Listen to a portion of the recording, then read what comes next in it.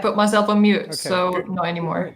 All right. Good evening, good day, good morning, depending on where you are on the planet, on this planet in flux. And it's a profound moment in human history that we're living through right now. Kind of remarkable to think about the importance of it. I'm Andy Revkin, and I'm at the Earth Institute, running a new initiative on communication and sustainability, basically trying to see how we can make information matter where it's needed most. And the world has lots of challenges right now. And one of the big ones is at this intersection of food, climate, and now coronavirus. Coronavirus is representative of the global biological connectedness that is matching our climatological connectedness and shaping risk in ways that are very hard for our current systems to deal with. Today, you'll be hearing from a group of researchers and practitioners who are devoted to smoothing the path for agriculture and for food access in places that are struggling.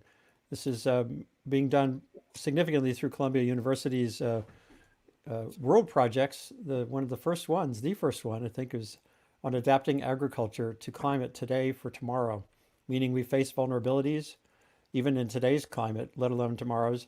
The variability and extremes that paleoclimatology has revealed show that we're in deep risk in many parts of the world where you have high population density, you have low capacity for agriculture, you don't have insurance for farmers to get through a bad season, and so we're going to start today with this discussion.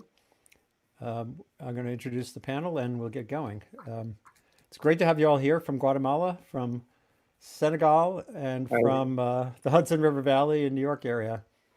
We'll start with Walter Bethken, who's the senior. Sorry, I had my notes in front of me and now they're gone. Walter, you could introduce yourself and give your title. Sure. So I'm a research scientist at the IRI, the International Research Institute for Climate and Society, which is part of the Earth Institute in Columbia University. Today I'm calling you from Uruguay, from South America. So you have one more location in the call. And I am one of the principal investigators of this Columbia World Project that you were introducing, Andy, the one called ACToday, Adapting Agriculture to Climate Today for Tomorrow. And so what is the situation? I'm going to ask each of you very briefly to sort of give the situation in your location. So where you are in Uruguay, what's the situation with COVID-19? It's very interesting, Andy. The situation here is quite good, actually. It's surprisingly good. What happened here is that the government took action very early. So March 13, they closed schools and they didn't impose the quarantines or they didn't impose anything legally, but they strongly recommended people to maintain social distances and people were pretty good. And so now, almost 2 months after that, people are slowly going back to this new normality, trying to get back to their jobs. The amount of fatalities was quite low, and so things are amazingly good. That's great. I've been keeping close track of the situation in Brazil, which is not like that. No, not at all. That's one threat, because it's a border country and people are very worried about that area in the border. It's a troubling situation. Usman, you're in Senegal and you were a Columbia graduate, right? Yes, I was. Yeah. I'm graduate from Columbia University and I have the chance to also study at IRI, where I have learned a lot and working with folk over there. And you now direct the Meteorological Service, which is part of exactly. I'm now the director heading the National Weather Services under the Agency of Civil Aviation and Meteorology. Can you give a bit of a snapshot of how coronavirus is playing out there? Yeah, coronavirus, I think we are in our thousands, like 1,500 cases right now in Senegal, and we have 12 deaths so far. So now we are in a curfew situation, the government, and also we have restriction. Right now in the National Weather Service, we are just doing the minimum services. People, for example, who didn't drive, we ask them to stay at home, not to take public transportation. In offices, we ensure that, 2 people stay at the most in the office. And the government is doing its best, to ask people to wear masks, and to keep the safe distance. And I had been tracking, and we had a session a couple of days ago with a journalist in Zimbabwe and another one over in Sri Lanka, but we were talking about the situation across Africa, and the idea of social distancing gets very complicated in urban settlement. For example, in Nairobi, I was in Nairobi several years ago, and it's so hard for people there now. Same thing in parts of India where I was doing some reporting on this program a few weeks ago. Poverty creates vulnerability that just gets amplified so much. And then the food access, we'll talk about this in a minute, food access Sure. becomes a challenge as well. That hasn't really appeared on the ground there in Senegal. Yeah, it does. It does. The way people live, here, people are sometimes crowded, and people would like to socialize per se. So it's very difficult to tell them, you have to stay, far away. It's a problem. And the situation as any developing countries is already bad, when you add this coronavirus situation, it becomes really worse. And then there are a lot of challenges, especially in food security. I think we'll come to that. We'll find out in the coming weeks. This is a rare instance where the impact seemed much more significant in the developed world and developed parts of China and now it's kind of spreading farther in the world. Lena Shubman, you're in Guatemala, and you're a consultant. You work with the World Food Program, so you think about these kinds of questions every day. I'd love it if you could give people a quick snapshot of what conditions are like there, what people are thinking about in the context of the pandemic, and then we'll get to the food question. Yes, of course. Thanks for the introduction. Yes, so the situation in Guatemala is we have around 800 cases confirmed by now, and luckily the government has taken quite strict measures very, very early on, so the spread is going relatively slowly.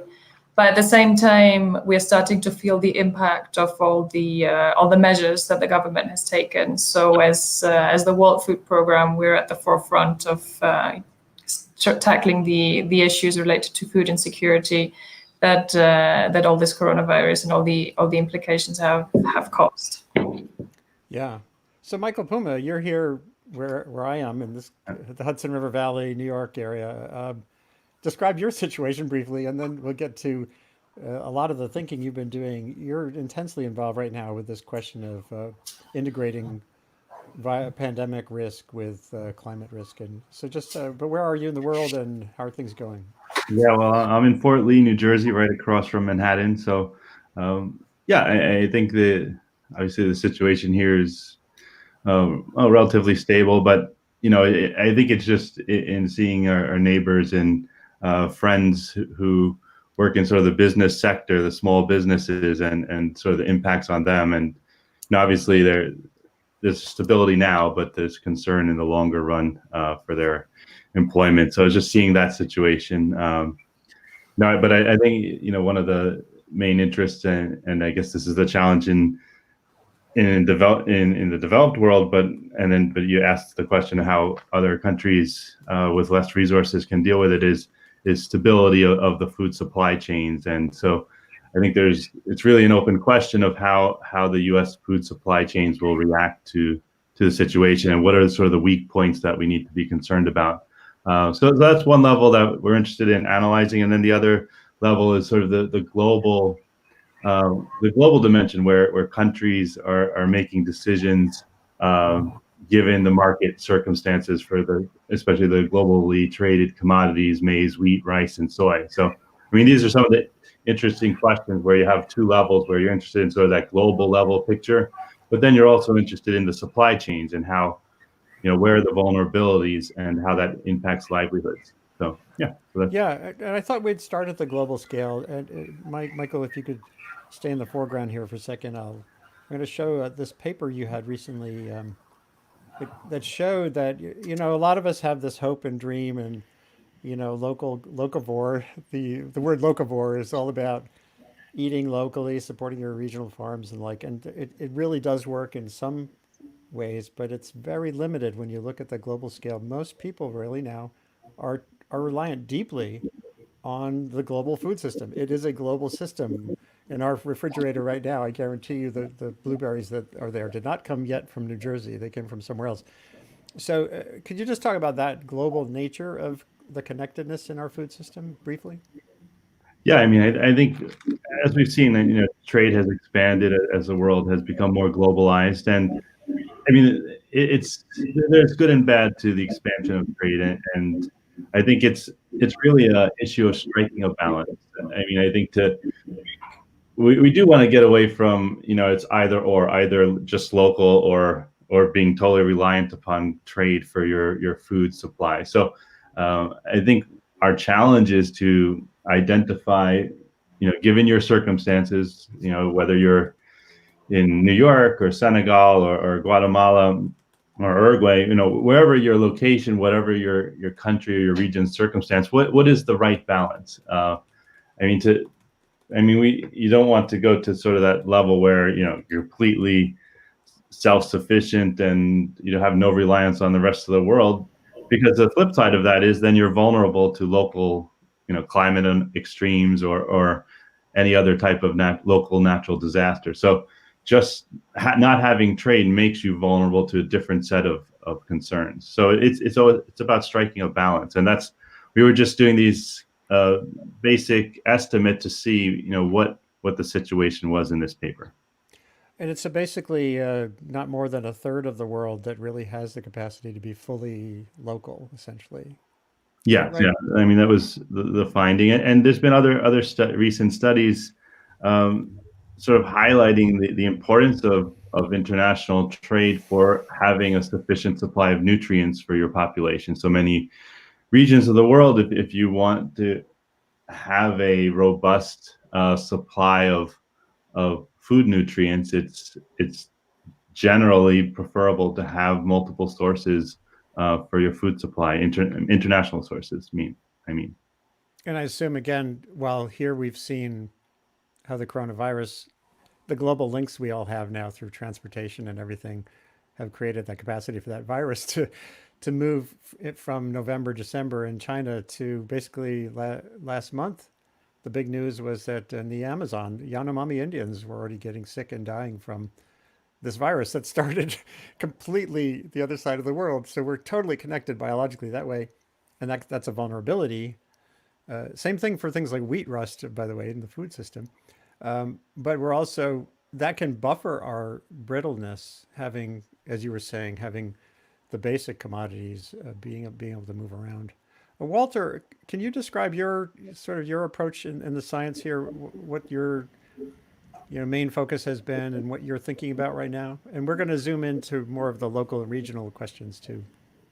Sure. So, a lot of our efforts and time and energy these days are focused in this project that you introduced, Andy, the ACToday. And ACToday, as you said, is the first Columbia World Project.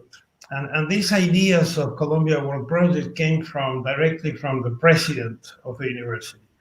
Basically, what he said was, a university like Columbia, well, like any university in the world, they typically have three purposes, right? On the one hand, they educate people, students. On the second point, they do research. And the third purpose is that they provide services. For example, now we have excellent examples of what the hospitals of Columbia universities are doing in this crisis. But he said we need a fourth purpose. A fourth purpose where the university connects to the institutions and to the people that are actually making decisions, are working in development programs, so that the knowledge that is generated in the university can help to fight in these challenges, world challenges. So that was the idea of the Columbia World Project. How can we connect the knowledge that is being developed in this university to try to solve world problems? Our project actually is targeting one of the Sustainable Development Goals, SDG 2, which is food security, nutrition, and sustainable agriculture.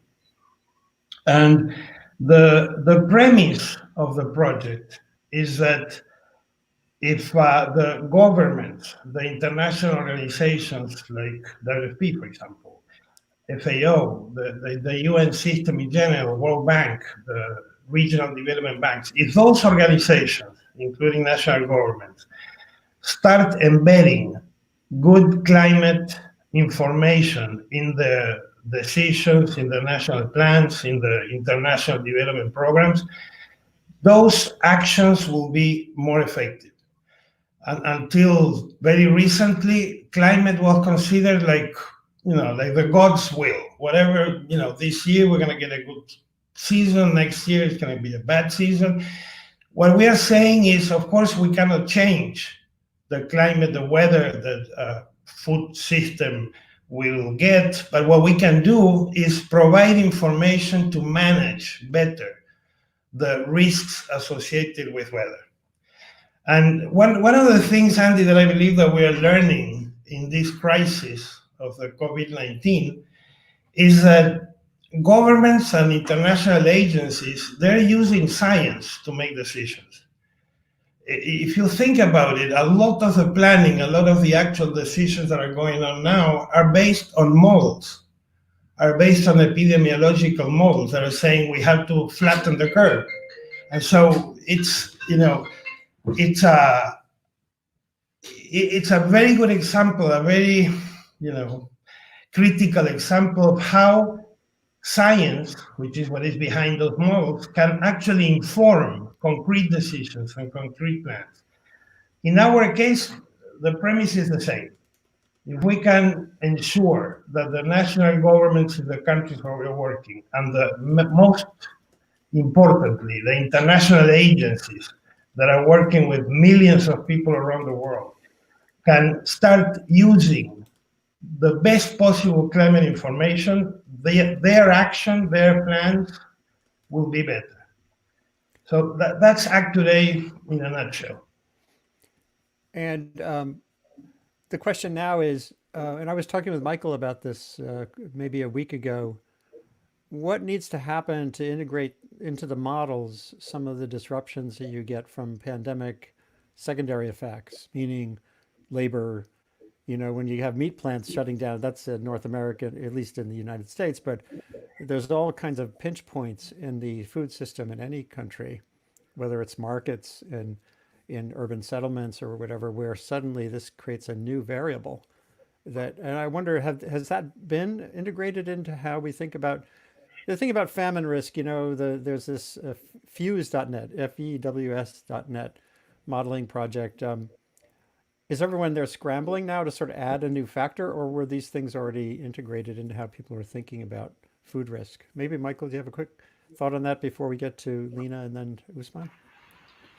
Yeah, so I think it's depends upon what tools are already in place. I mean, the FuseNet example, at least my understanding is that they don't rely upon sort of detailed supply chain models to understand their vulnerabilities, and they have a process to estimate food security at the household level within countries and regions, and so that's basically it's sort of maybe more simple approaches to quantify household level and food insecurities in the different regions, and at least as I understand it, the FuseNet doesn't have sort of a system set up to look at the linkages with local and international supply chains. So there is that gap there in trying to understand. As you just alluded to, there are numerous stages within supply chains. They're quite complex. You have local markets, local farmers, local transporters, and then you go up to regional and larger retailers and urban centers. So there's a lot of complexity in there, and for the most part, I don't think we have sort of the integrated tools to really get at specific choke points or high risk pieces of that supply chain. And the other part of it is that these supply chains are dynamic. They're changing over time quite rapidly. As we see Amazon, Right. Amazon, meaning the company, emerging as a major player. We see consolidation across global shipping companies. All these dynamics are changing things rapidly, and so, I think we're a step behind from a food security standpoint in terms of understanding, because these changes are happening so rapidly in the agribusiness sector and the transportation sector, and we don't have that integrated understanding. So that's the real challenge that we're facing, in my mind. That also reminds me in other arenas where if you even look at like the movie Contagion, which was pretty well backed by Larry Brilliant and other scientists who have been studying epidemiologically, pandemic risk for a long time. And Contagion had lots of things that were, cartoonish, but it had food lines a little bit, but it did not really have the economic impact fully even envisioned. So even if Hollywood can't pick out how big that impact can be from, the social disruptions on food, on the economy, let alone food, then it feels like we all have work to do. And some people I've talked to on the show recently from intelligence and security circles say the same thing. We just haven't been thinking in advance with enough imagination to figure this out. So there's a lot of work to be done. Sounds like we need a task for sure, a task force going forward on this. And what do you measure? So Lena, could you give a sense from the food programs overarching point of view, and from Guatemala maybe as a case study, and how you could proceed from where we're at? And I could show some of your slides that I got here too. Yeah, of course. No, thanks a lot. And I think this is a very interesting question. The whole question about analysis, no? And actually it's something that I've discussed relatively recently with the ACToday colleagues from Latin America, because it's definitely a challenge for us, no? For us as the World Food Programme, we have a lot of expertise in analyzing current food insecurity. We've actually done an emergency food insecurity analysis in Guatemala towards the end of last year, where we assess people's coping strategies, people's diet diversity, calorie consumption, etc. But this is more like a short screenshot of the actual situation. And then together with IRI colleagues, we've been working on risk modeling. No, so how do specific climate events, climate-related shocks affect this food insecurity? No. Maybe you can scroll down a little bit. Yeah, I'll show you right here. Exactly. So this is the last assessment that we have conducted. So take into account that this is before COVID, no, before all the measures started, no. So maybe just the most important figure is that we already in Guatemala before COVID have 2.3 million people in acute or severe food insecurity. Amazing. People in need of some kind of food assistance. So we know that now, just like every year, the lean season is starting. It started a few weeks ago. So these people are acute risk at the moment. So while we have some ideas and there are some models, and we've done quite a lot of progress together with IRI to see how potential climate-related risks, like for example, when there's a drought forecasted or irregular rainfalls, how does it affect these numbers? But with COVID, it's a whole different question. It's very difficult for us to get an idea of how this will affect food insecurity. So conceptually, we have a lot of ideas. We know that Guatemala is very dependent on remittances from the US, for example, and we know that remittances will go down. But we don't know how, and we don't really know how this will affect food insecurity. We know we have a very high population in working in the informal sector that now can't work and therefore don't have an income. So more people will fall into food insecurity. We have a lot of people who are dependent, students specifically on the national school feeding program, and now schools are closed. So often this was their only meal a day. So conceptually, we know all these factors that will somehow increase the number of these 2.3 million people who are already in situations of severe or acute food insecurity. But it's definitely a gap, something that we need to work on to see how all this economic recession, all these implications of the coronavirus will affect this number. And this is something that we need to understand, not just to program how we want to intervene, but also to support the government, to channel funds, and how much funds do we need, how many people do we need to assist, even to have some estimate, no? So it's definitely an ongoing conversation. It's definitely a situation where we monitor very closely what's happening, so that in the future we can start to integrate this kind of information in our models and indicators. Wow, that number you mentioned at the very beginning, the 2.3 million people in severe food insecurity out of 17 million population, it says so much about the challenge in Guatemala, even before you throw in something like this. And I've seen these responses. I was doing a conversation with a community team in Bhopal in India, who, when the lockdown happened in India, they formed kind of a food production and distribution brigade using WhatsApp as a temporary means for middle-class folks there to help. At least thousands of meals a day were being delivered by an accountant in his car, to get to the families in urban settlements that had the hardest situations. I assume you see that kind of adaptive capacity at the most local scale, but that's so insufficient, of course. Troubling. Let's move to Senegal and back to Usman. And thank you so much. Whoops. There we go. Sorry. Still getting used to the technology. So, Dr. Ndai, when you think about the general situation, even before COVID-19 in Senegal, you're thinking a lot about drought and I'm sure a variety of risks that you're already dealing with, some of which are in a changing climate will lead to enough on your plate. And now you have this. Maybe describe that basic context. What were you already dealing with? What fears did you have even through this season or year?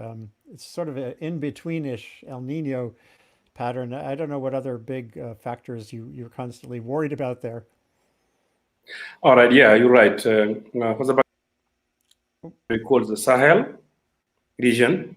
We have a short rainy season and a very long dry season, so 4 months of rainy season. And the climate is seasonal. So farmers and quite a lot of people have to make their living out of 4 months rainy season. And there's very strong variability, climate variabilities. Some years are wet, as you say, other years are dry. And there is also, within the season, you have sometimes some dry spells that makes things very worse into agriculture. So these strong variabilities.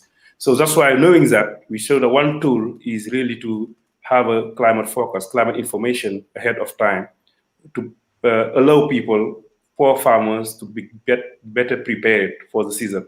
So that's why we have this relationship, this collaboration with IRI through ACToday project, where we benefit from capacity building and also data access and the state of art in terms of climate forecasting, in terms of technology. So that's what we have. We benefit also with the tools. We use some tools developed at Columbia, like CPT, to make our forecast. So we believe that using all those things will allow us to have better climate information system, so that we give to farmers so they get better prepared.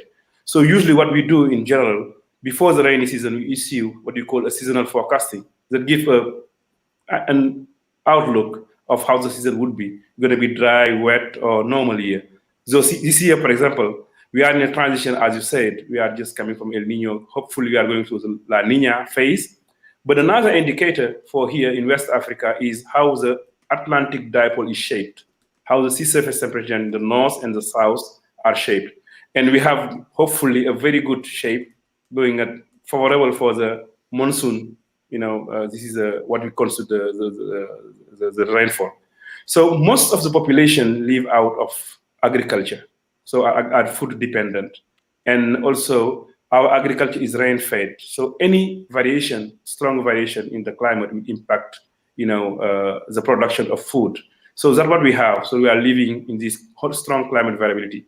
Now this pandemic coming in makes things even worse because, the task force is already led. And people usually, the 4 months they stay in the village, they do agriculture. But afterwards they go in big cities to do a lot of business. But now with the COVID going on, people are not able to go back to their village. So that's a big issue now. So we are wondering how people will do the agriculture properly. And also us providing these climate services, we use also to do some training, increasing awareness to people. So with the COVID-19 going on, we cannot do that this year. So it's another problem. Hopefully we are using technology, but people have not access to the technology so far. So those are the really things that we are dealing in. Also, the public transportation is limited, so and so forth. And also we depend on the importation of materials usually used in agriculture. So those things are also shut off. So it's another challenge that we are facing. So during this project of today, hopefully, we'll be able to develop our capacity and provide climate information to the poor farmers so they better plan ahead and with their limited resources to do the best that they can. Yeah, that interface that you mentioned, the communication part, getting the information where it needs to go. We're just in the early stages at Columbia of having a conversation between my new initiative, which just started in the fall, on communication innovation for sustainability, and ACToday and other projects. And I think there's a lot of potential to think about radio, for example, particularly radio. It comes to mind quite often, and especially in sub-Saharan Africa, is a really important portal. I just this morning was trading emails with the folks at this NGO called Developing Radio Partners. It's developingradio.org. They work with radio stations, and I don't think they're in Senegal, but they're in Malawi and other places, developing the better capacity to use radio as an interface to get information around that's useful in a form that people can integrate, and that's one of our challenges in science too, is getting from the data and the models, both for decision makers, one message, and for the general public or for farmers, it needs to be a different message. It's an interesting challenge. It is. We usually actually a lot of community radio, what you call community radio. And what we do, we train them to understand our jargon, what we use when you say forecast, probability forecast. Okay, that's important for the journalists. And also there are the conveyor of this information. We issue a forecast, we send it to them, and not only they convey it, but they translate it in the local language, because I know Africa, there are many languages, so they translate it hopefully. And they are located everywhere acquired. We have acquired 114 radio, and we have a good relationship with them. So we train them; they know, how to convey the message. And also we use other tools also. For example, in Senegal, we have a beach, we have fishermen also, another community. So we use kind of flag when you put in the beach. And when it's a red flag, that means the forecast is too bad. When it's yellow, you have to be careful. When it's green, you can go, those kind of stuff. But it's still also now the technology has advanced, and we use a lot of text messaging. A lot of farmers have cell phone.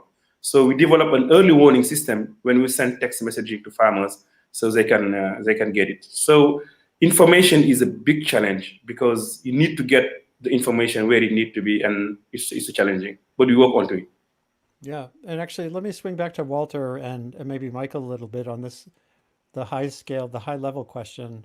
Some of the work you're pursuing through ACToday is related to how do you spread insurance models, for example, that can be applicable in developing countries, in rural areas for farmers.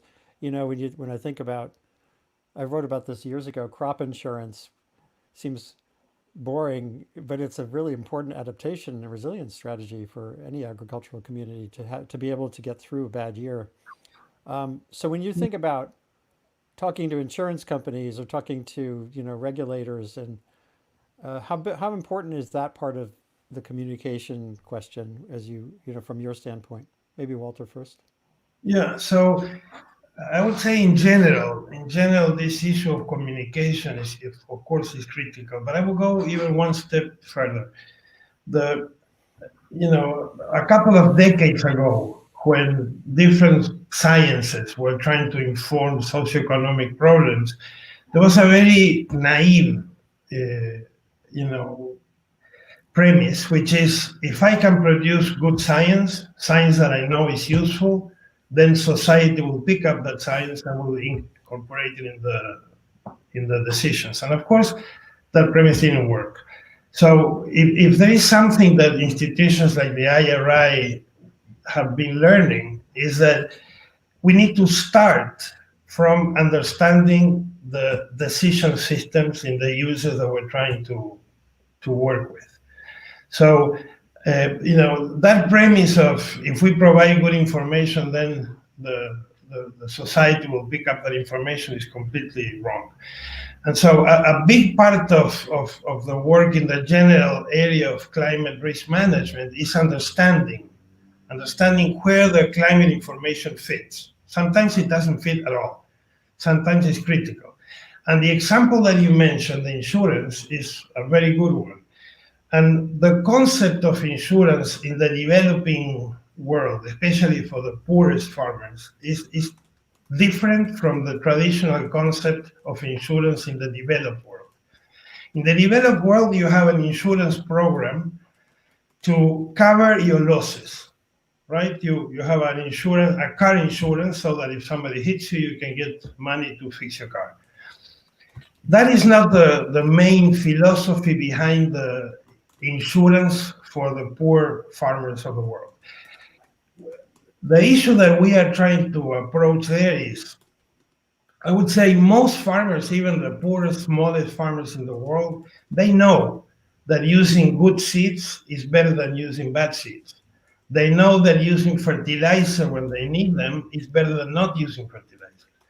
The reason why most farmers do not use all the inputs that they know they need is because they're afraid. They're afraid that if they get one bad year, they may lose everything, including the farm. And so I prefer to produce less, but to be sure that if I get a bad season, I don't lose everything. Now, what happens in reality, if you think about it, is that the majority of the years are either normal or better. And if you're because the farmers are scared of using the good technologies and the inputs, in the majority of the years where the conditions are either normal or better, they miss opportunities of producing a lot more food. But it's understandable because one bad year can mean a disaster.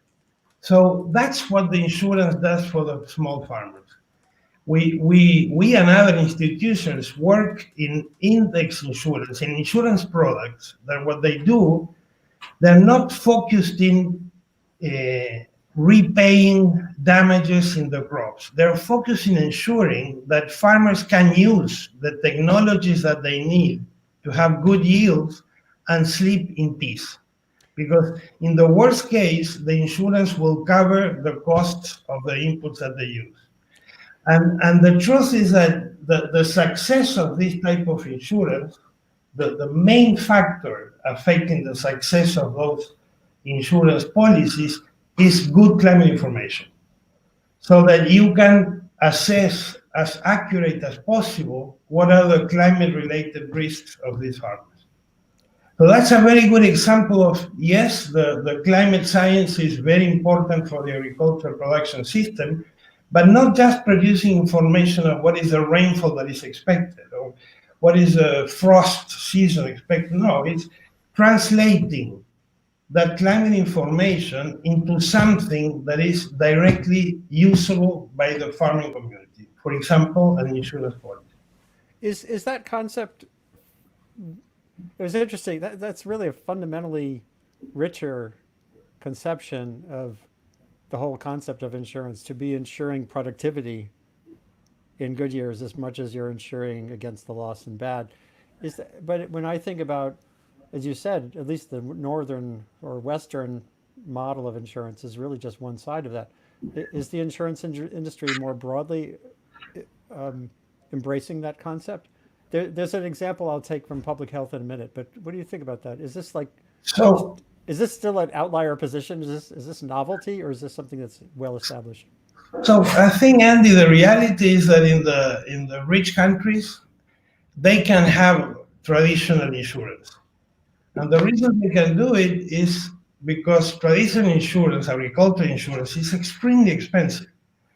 One of the reasons why it is expensive is that once that you have a climate shock, you have to go to the farm, assess the damage, right? And then estimate how much money you have to pay to the farmers. Now, imagine doing that in an area of Latin America or Africa where you have, I don't know, 30,000 farmers in a small area. It's impossible to do that in those conditions. But also the other thing, and this is probably politically incorrect, is that in developing countries, crop insurance is sometimes like a hidden subsidy. The reality is that if you are a commercial farmer in some of the European countries or even in North America, the probability of you losing money is quite low because you have a system that is backing you up. And one of the ways that the system backs you up is with traditional crop insurance. In a developing country, that's prohibitive. There's no way that a country can have a traditional insurance. So these new modalities of weather-based, index-based insurance is being very important in developing countries, and not only in the poorest countries. In middle-income countries like Uruguay, Argentina, and Brazil, the insurance sector is also starting to develop this type of products because they make sense. So it is I wouldn't be surprised if in the rich countries this doesn't happen soon, but in the developing countries it's already happening quite a lot. I love it when things move from the south to the north. Yeah, It does happen sometimes. And what you just said, we had a meeting at Columbia in November with the insurance industry and some of our climate scientists. I was there observing and commenting, and I brought up, I've written a lot about wildfire risk in the West. mm-hmm. And there too, the incremental changes you can make in a house to make it safer, if you're going to build it in a forest that's going to burn, they're all there, but the incentives just are simply not there to propel the positive actions. You don't get a discount on your insurance, for example, for doing the wise thing. This is different than productivity on a farm, but it's the same concept. It's still mostly about insuring against loss, and the incentives are just really badly screwed up. So that's So I think that, Andy, just to finish with this, is I think that this concept of insurance, or this type of insurance that is focusing in helping the farmers to use the inputs that they know they need, it's wonderful, and I think this is a critical part of a development of any country. Is that otherwise you get into this very vicious cycle where farmers don't dare buying the right inputs because they're afraid of a bad year, and because they don't use the right inputs, they get low productivity, they have soil degradation, land degradation, then they have bad crop yields, and because they have crop yields, they don't generate income, and so you get into this awful cycle. Now you break that cycle by saying, look, we know that you know what inputs you need. We're going to have an insurance product that will allow you to take advantage of the majority of the years, which are good or normal. And that's wonderful. Then you break that cycle. And just to tell you a story, one of the persons that leads the work in index insurance in the IRI, Dan Osgood, was telling the story. They started working in Ethiopia with tens of thousands of farmers.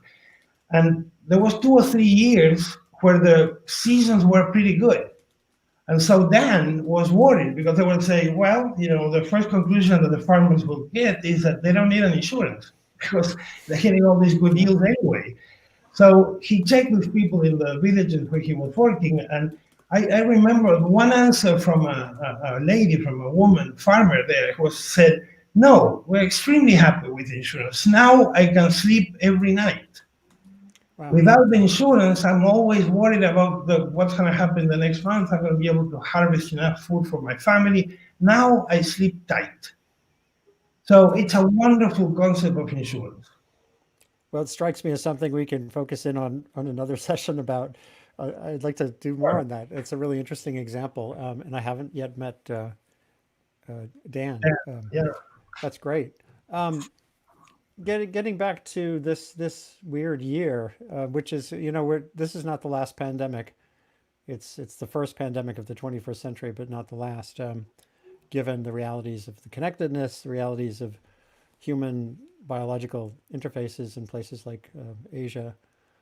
Do you think this is a moment for reconsidering all kinds of risks that are systemic? The one of the richest aspects of what's happening, which is so devastating in so many ways, it's revealed connectedness in ways I think that people really don't think about generally day to day, week to week, year to year. And now we see it just right in front of us, that butterfly's wing, in this case, the virus flapping in China, can disrupt everything. In your circles, whether it's in Senegal, Guatemala, or here in, policy circles related to what happens at the Earth Institute, do you see active efforts to sort of leap on this as a way to prompt decision makers to be more systematic in how they think about risk going forward? Or is this still just unfolding, and are we just going to come out of it building back what we had? Maybe let's start in Senegal. What's the general sense of this? Is this something we're just going to ride out and then get back to normal, or is this different? I think this one will remain in the memory as for a long time, because you have to think in the society. For example, people was thinking that developed countries have a high resiliency, but now we are seeing first in a far distance of many countries now in the developed countries that we are looking up to was hit by this disease, starting with China, now in the United States, in Europe, so on and so forth. Hopefully, we are not at that stage. But we were thinking that if these things happen to us, how we will go? We cannot afford that. That was one, waking, call. And the second was now many of jobs are completely cut off. Transportation now, public transportation, you cannot transport many people at the same time. So it's quite a problem, very disastrous. And people were saying how good, how well you plan. There's always something that you were not expecting happening, like this one. Nobody was thinking about. There are things that nobody was thinking about now. Some shop will be closed. Even the government now meeting are stopped. A lot of things you cannot think about. I like soccer. People like soccer very well here. Nobody has thinking that the championship of soccer will stop for this thing. So that's why that remains in the mind of people, thinking that okay, you have to plan, you have to keep going, you have to keep living. But there are things that can happen from time to time. It can really shock everything.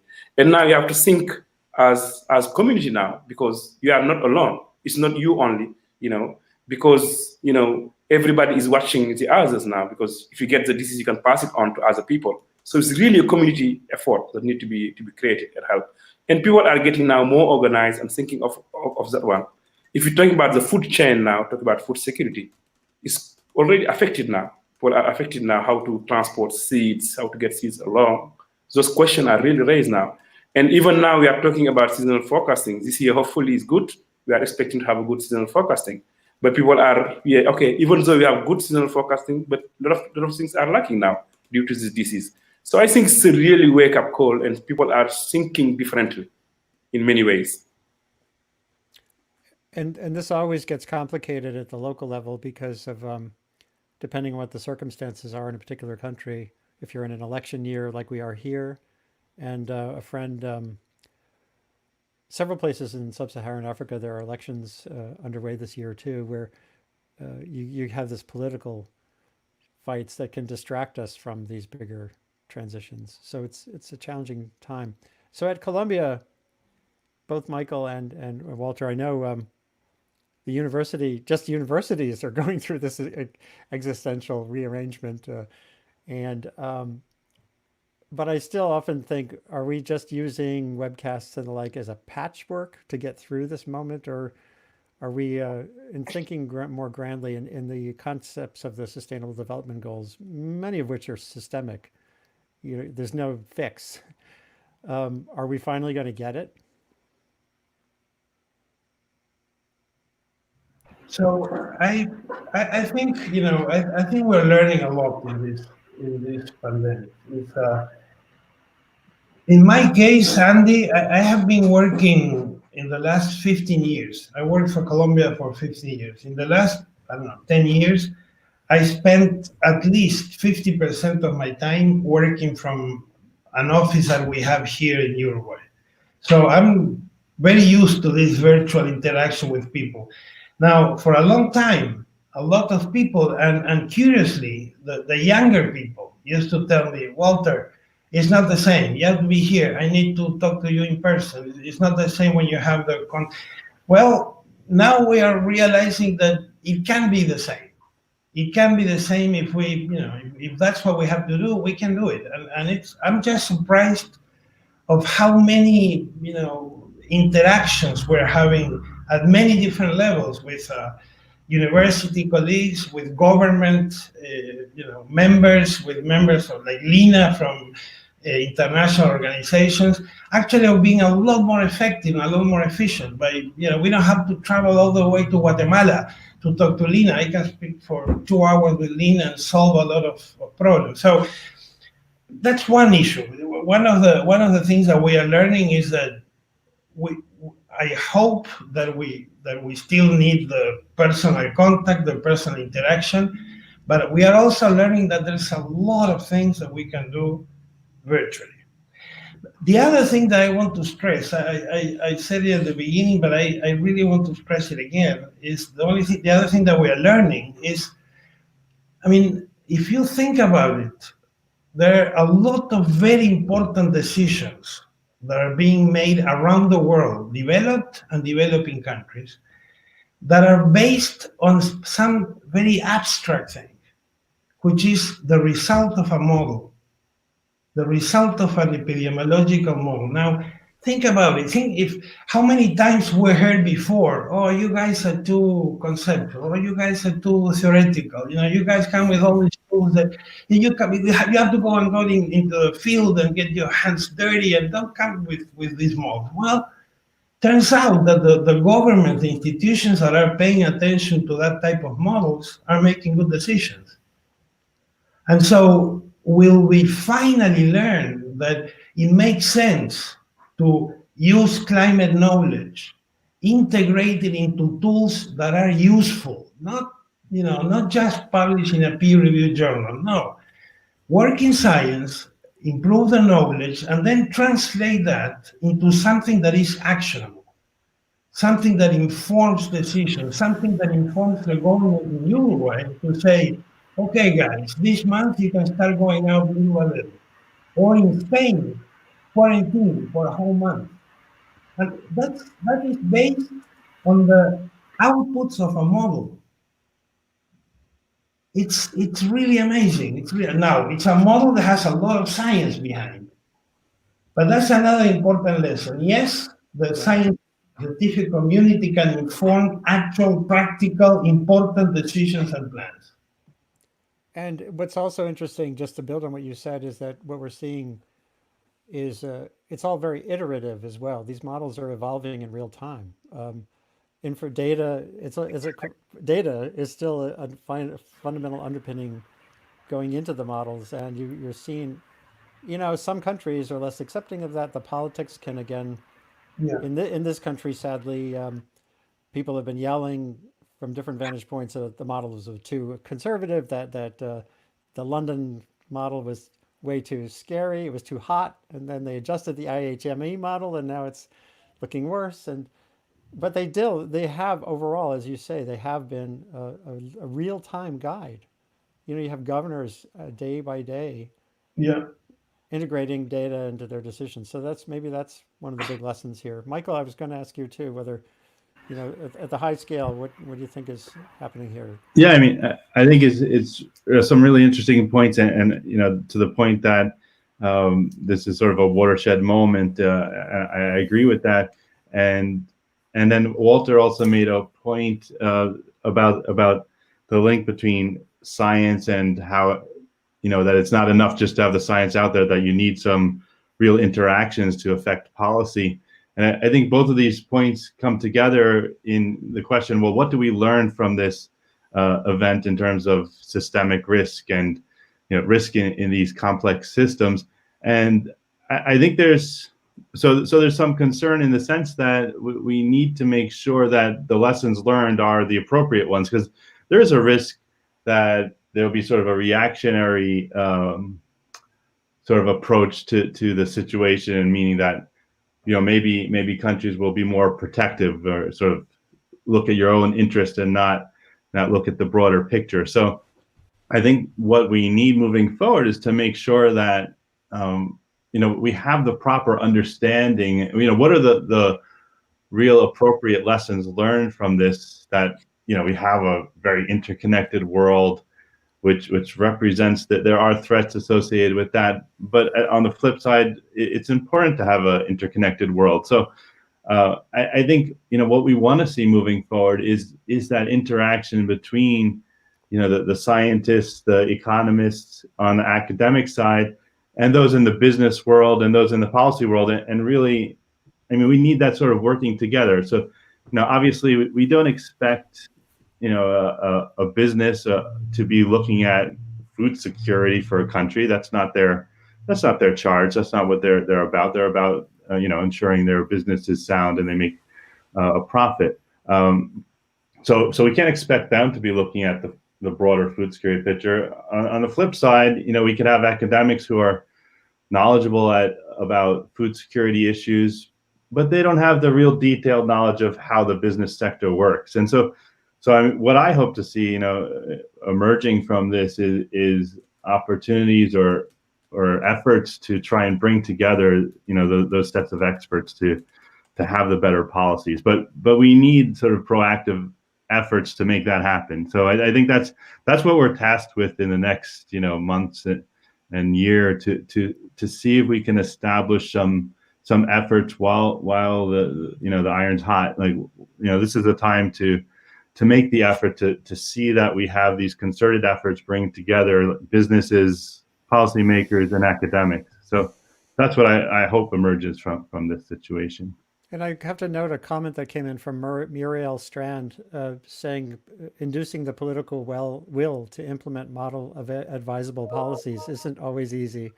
The public plays a role here too. So public understanding of science and models is important. I've seen some wonderful experiments online, visualizations. We did a session here recently with epidemiologist Howie Frumkin talking about the opportunity to have more public awareness of risk through data informing decisions around risk in ways that you can convey really interestingly with visuals and the like.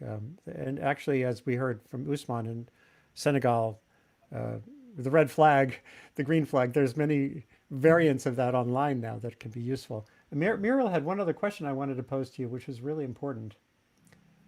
She said, can ordinary people, peasants, indigenous workers, have food security without having land security? Now, this gets to that issue of, global systems versus local systems, and the realities of politics or other issues, historical aspects of how countries do land rights. That is a challenge as well. And I guess my sense is that the Earth Institute, through this project, and Colombia more generally, and the World Food Program and our partners in Senegal and everywhere, at least you're creating the data landscape that makes it easier to consider those tough questions, but they're there too. So anyone, maybe from Guatemala, that would be a good place to think about land tenure and food security. Lena, do you get into that issue much? Yeah, sure. Yeah, I think I can make some comments now, because it's definitely an issue in Guatemala, no, access to land and land ownership in rural areas. And I think this is a very structural cause. It's a structural issue that you see all over Guatemala. No, farmers usually have only access to bad quality land or very small parts of land. So usually it's not enough, even if the land was in perfect condition, often it's not enough to produce enough food for their own subsistence. So that's definitely a structural issue in Guatemala. So something that we work with as WFP is to see how can we deal with the situation, how can we achieve food security for these people, taking into account that access to land is something that we cannot change in the immediate or medium term. So something that we work with very actively is the diversification of livelihoods. So we know that agriculture is very important, but we also have to be aware that subsistence agriculture is not an option for everyone. So it's really important to be aware of the local context and see what other opportunities are there to generate incomes for people, so that they can ensure their own food security. So employment option, entrepreneurship. So it's really important to have a very holistic picture of the communities and municipalities where we work, to see how we can diversify livelihoods. And I think maybe to go back to the point you mentioned before on the lessons learned and from this COVID crisis, speaking about food insecurity, I think this is for us, it's something very important to take from this, is that it helps us, this whole moment of crisis and of change helps us to kind of reconsider and refocus and rethink why in places like Guatemala we have this extreme vulnerability to the impacts of the COVID crisis.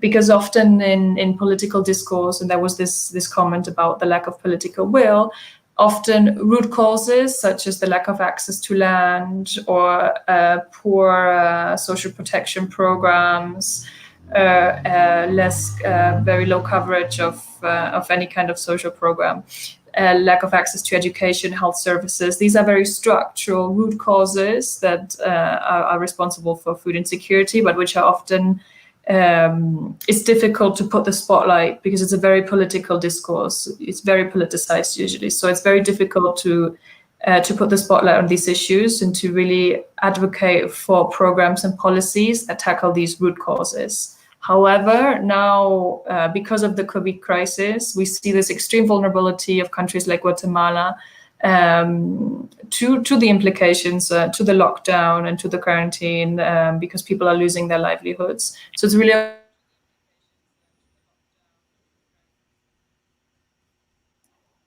moment of these issues, and to really understand why are we so vulnerable, even though we have relatively low cases. Why are people so vulnerable, and why is food insecurity such a big issue? Because of all these structural causes, because of a poor public health system, lack of access to land is definitely one of these structural issues. So I think for policymakers and for us, for organizations such as the World Food Programme, it kind of helps us to advocate for programs and policies that really address these root causes of food insecurity. That's incredibly valuable. And that point about the basic income being a food security issue as well, is so relevant in the COVID-19 context as well. That was what was driving the hunger in Bhopal, India. Just people, the 100 rupee a day part of the city who can't get anything done. Dr. Usman Nadai, I think I want to give you another couple of minutes here before you have to run. It's very late there, and I know you have other things to do. So thank you for being part of this today. And when you think about this year going forward, what are your priorities? What are my priorities? Good questions. I will respond and also have a few comments on the subjects that was raised. Yeah.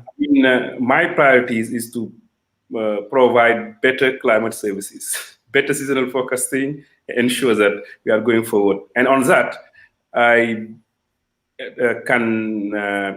have the partnership with this through this ACToday project with Columbia University, because we are talking about models, as Walter was saying. I guess model is our best guess, because here we have to make a decision anyhow. Farmers have to go to plant. Now, do we let farmers go plant without any knowledge of the risk of what's going on, maybe likelihood happening, or just at least getting a guess the best what we can, and then give it to the farmers? But giving also, the uncertainties, that's very important also. We need to tell all the truth to the farmers. Just telling us there is a probability to be wet, dry, and also probability of this. They allow the farmers to make a decision. So through this project, it will close the gap of the technological divide, if you want. We don't have access to many models. But now, through IRI Data Library or many tools that was developed at IRI and through this ACToday project, we have access to all those tools now. We think about, as I was back in my studies years at Columbia, having all those things. The technology allows now to connect just internet connection and to get all those models and get interpretation. And also we have this relationship, you can ask question, can have this. Another issue now talking about this land access is really a problem, because now here the population is growing and people need land, for house. That's a big question. Another question also is gender bias here. Many men have already access to land. This is how the social structure is now, and women now are asking more and more to have access to the land. That's another issue that also we are dealing. But I think Michael raised a good question about interdisciplinarity. That's very important. I think climate information is part of the big puzzle you want to solve. You need an economist, you need people with social science, you need everybody sitting together and to get a very better interpretation. Because farmers, what they want at the end of the day is advice. So that's why we work a lot with extension people to give them climate information as an input. This is how the climate will be. What is the likelihood, for example, for the best crop for this area? Then now people jump in. Because we realize that decision making is very complicated. It's not just science. Even if you get the forecast 100% sure, it doesn't mean that the farmers will take it. Sometimes they take a decision based on their belief, for example, indigenous knowledge, for example. Sometimes economical. Farmers are really economically thinking, forward thinking. Sometimes they can make a decision just by climate information sometimes. So you need to understand all these things, very complicated. That's why we need to have a interdisciplinary work in order to have the best response. I'm sorry, we have a curfew here going on. No, of course. I don't want to be shot here, so No. I have to, I'm sorry. I was very, very happy to be here, and then getting back to my old memory at Columbia Universities, and also really like this project that help us really to get the information where we have. Here we don't have model, we are not running model, but through this partnership, we are able to get all those information and getting tools. You show early on a good product like the NX now. The data, which allows us to get very good data at high resolution, combining satellite, the new technology now, and data what we have. Now, through this project, we can combine it very easily and to get data everywhere, and hopefully to respond to the demand of the farmers who are everywhere. And as you say, the decision is made at local level. We need information at local level. So this project is really helpful for us. We are in the developing countries, but through this relationship, because I got my degree at Columbia, I can understand things. But the question is getting access to things. That's very difficult. And so I'm getting this bridge in terms of technology, in terms of collaboration is very important capacity building. Thanks very much. No, it's wonderful to connect with you, because I think that's the component that my initiative here is going to bring. Working with developing country journalists already. We did a session on Monday with Global Press, which is has 100 female journalists around the world. I'm not sure about Senegal, but in Rwanda, a number of African countries, and we're going to be working with them to boost their capacity to do stories that engage local audiences on these kinds of risks. So I think there's lots of work we can do together going forward. So bonne nuit, to have a good, safe journey through the weekend and beyond. Great to have you here, Usman. Thanks a lot. Thank you. And for everyone else, we can hang in for a few more minutes if you have time. There's some more questions that came in, and I thought we'd walk one more time through some components of the the ACToday project. I can show something from the website. Let me just do that. Andy, Yeah. one of the questions that I thought it was important is, how do you ensure, or how do you increase the chances of all this information being really used? And I think one of the lessons that we learned in the IRI in our more than 20 years of work is that a couple of things that are very interconnected. One is we really need to understand the decision systems where we are working. Sometimes the decision system is a gut feeling of a farmer. Sometimes the decision system is a very sophisticated model for energy dispatch, but we need to understand that. And the other thing that is very important, and there is a very good experience in Guatemala and in Senegal, is this concept of co-production, co-generation. So, we can come as organizations that are generating climate knowledge, but then we sit in the same table with a group of farmers, extension workers, government, agents, and people from the World Food Program, and we sit down and we start discussing this. Okay, so this is what we can say. How can you use this? What is the format that I can express this information so that you can use it? How do we translate rainfall into water available for your corn? And you have this discussion, and then the result of that discussion is translated climate information that is co-produced by the people from science, by the people from development agencies, and by the farmers. And so by doing that, you're doing a lot of things. First of all, you are ensuring that what you produce is useful. Second of all, you're generating trust. So now this is not this city boy coming to my farm and trying to tell me what to do with the rainfall information. No, this guy is sitting down with me in the same table. We are discussing my problems with the beans and the corn. And as I was saying, the first experiences in this type of work were done in Senegal by the CG centers. And then that experience was taken to Colombia and Guatemala. And in Guatemala, they have beautiful examples. Even this type of instances where they're sitting down with people representing communities that were never part of the discussions. Indigenous communities that were completely isolated. And now they're part of this discussion. They're helping us in ACToday to see what type of information they need, how do we translate this information.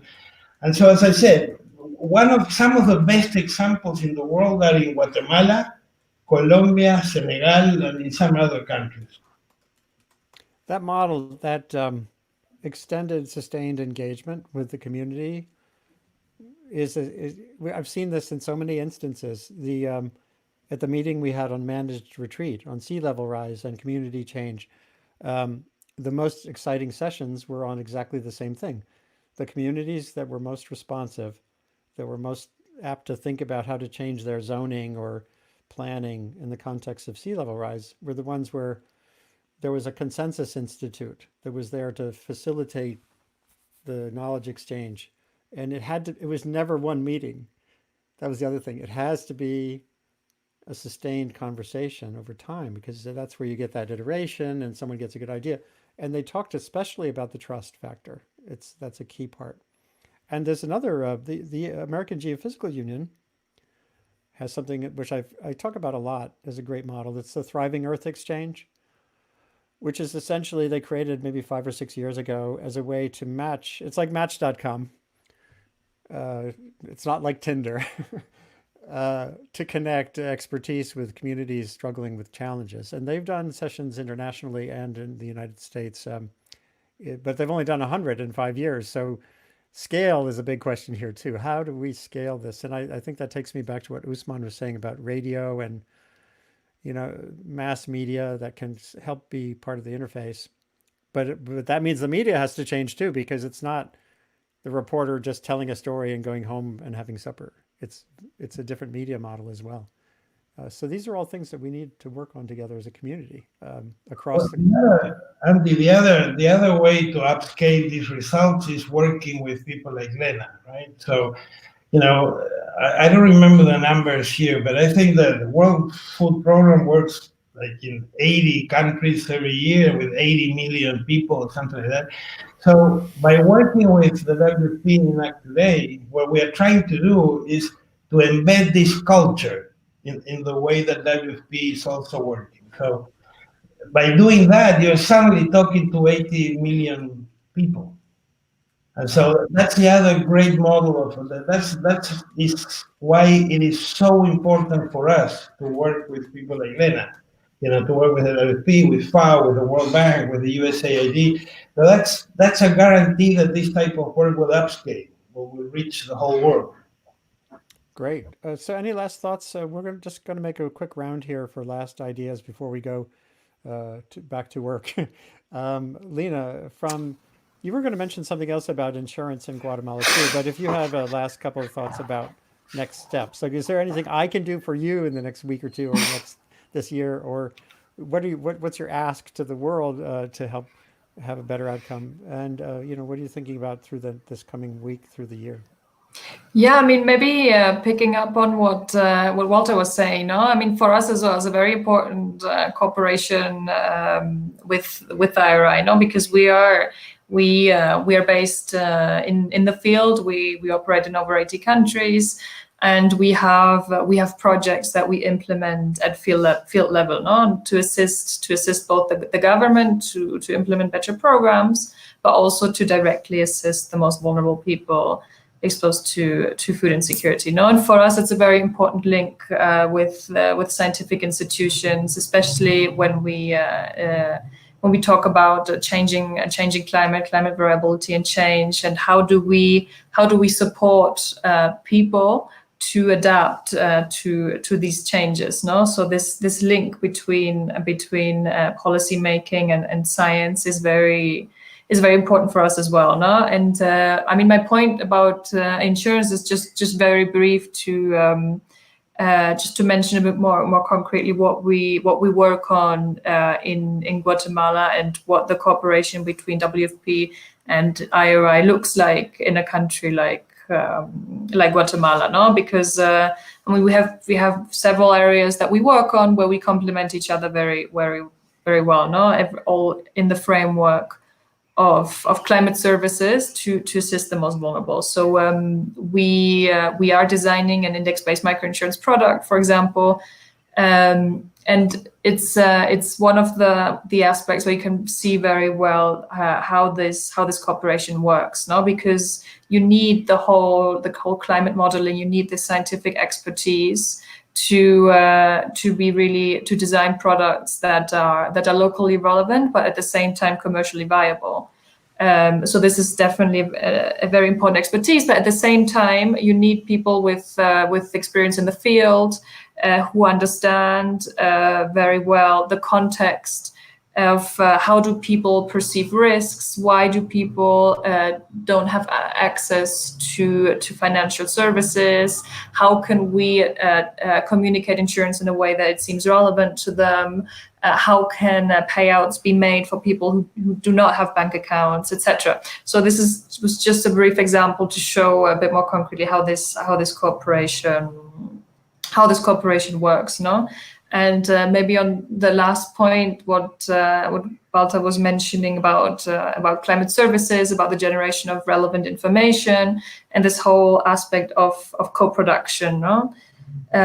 Which in Guatemala we've really seen how important it is, not just to, firstly, of course, to make information as locally relevant as possible, but also there's a second level, I think, that we have to recognize and understand that especially agriculture is something very deeply rooted in people's culture and traditions.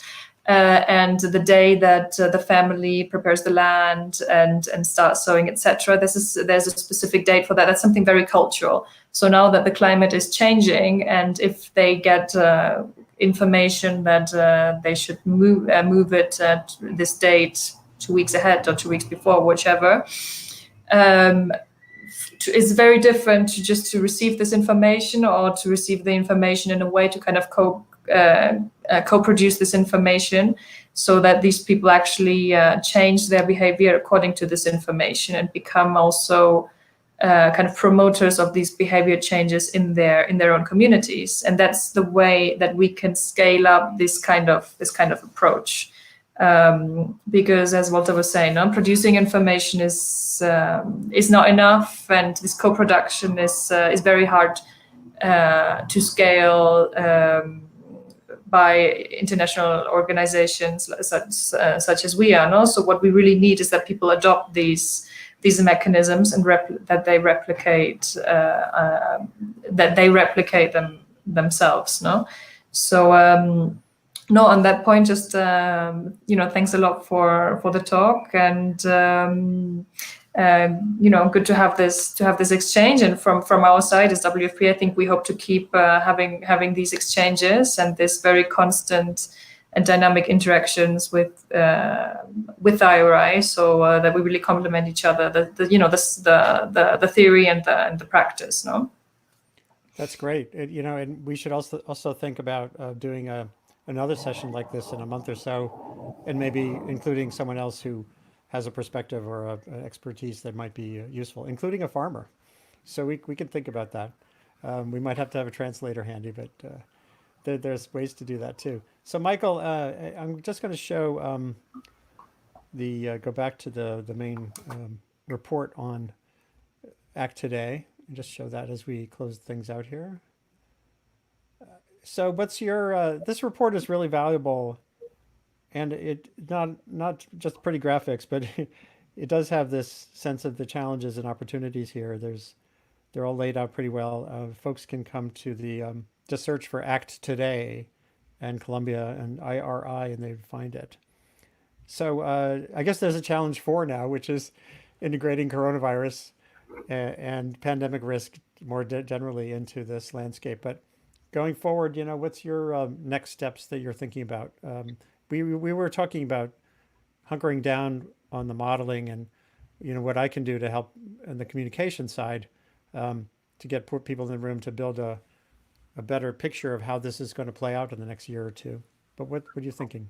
Yeah, I mean, this is great. And just to pick up on, Walter made a great point on, first that we need to understand the decision-making process. I think that's totally one of the critical points that we need to make. And so I think, we have an opportunity with ACToday. We've been pushing forward on a few different scales. So, when I think about this and sort of priorities in the next months, that we want to think about things first in the sort of the global picture. And I think one of the messages that we're working hard to get out is that that the global system in terms of food availability at the moment is in good shape, in the sense that we have high levels of food reserves globally.